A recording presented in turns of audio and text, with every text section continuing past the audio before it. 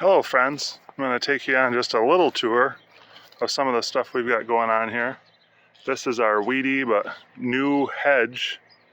The ones on the end were there before and we filled in the middle with hazelnuts from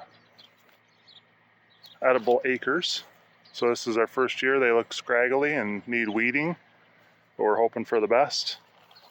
This was originally conceptualized to be a sunflower fort that my nieces and nephews would play in, but we used sunchokes because they're easier and perennial, and the fort has gotten smaller, but it's gotten more productive. We got gooseberries out of there. The peaches have done really well. This is all Helen's doing.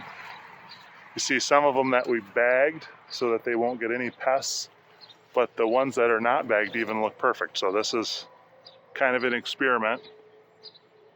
If the ones without the bags do well, then next year, no bags. If not, next year, all bags. We've got a few other things hiding in here.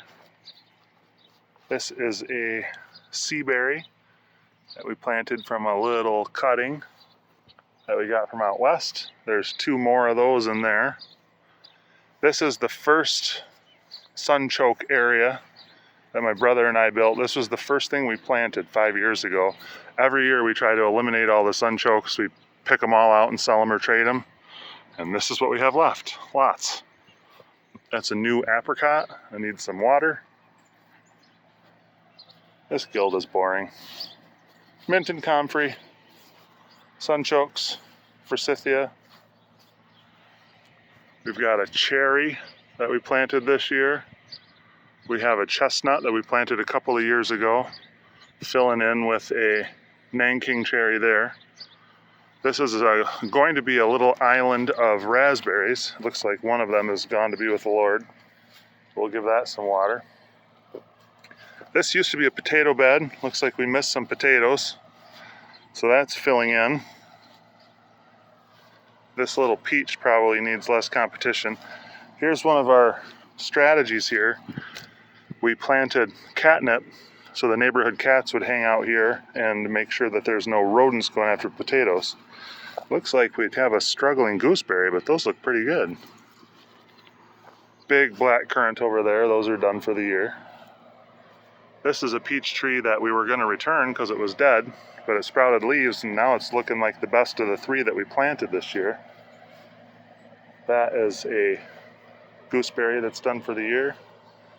These are grapes from cuttings from my grandfather's grapes. He's been in heaven for 35 years.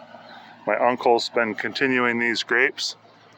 It looks like we'll get to sample some this year. Onto the main food forest area. This is an elderberry that we planted 5 years ago from a small cutting like the size of a pencil.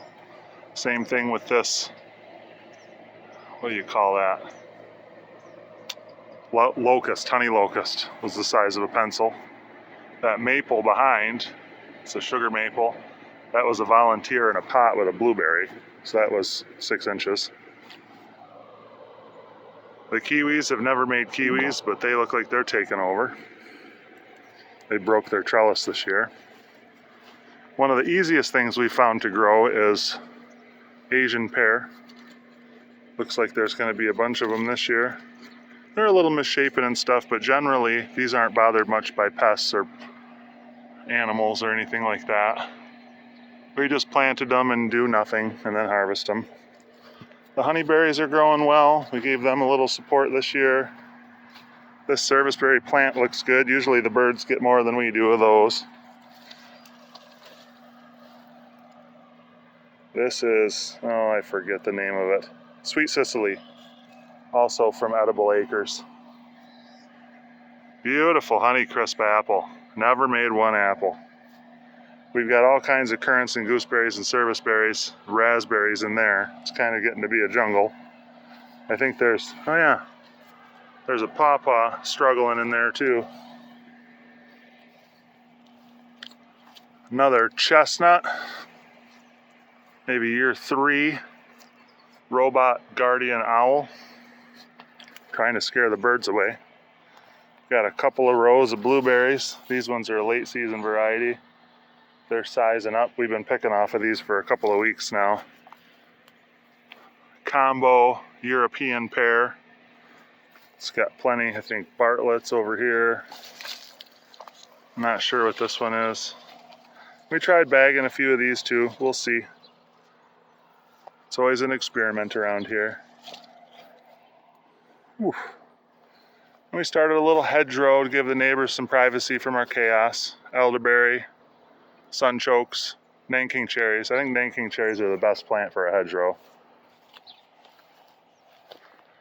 Over here we have, I think these are Ranch and Bob Gordon elderberries with a Yastaberry in between. And again, I tried to eliminate the sunchokes, but that's not happening. It looks like a bird gave us a sunflower. Appreciate that. This is our most productive raspberry area. I'm going to do another video on this in just a minute on how to prune it.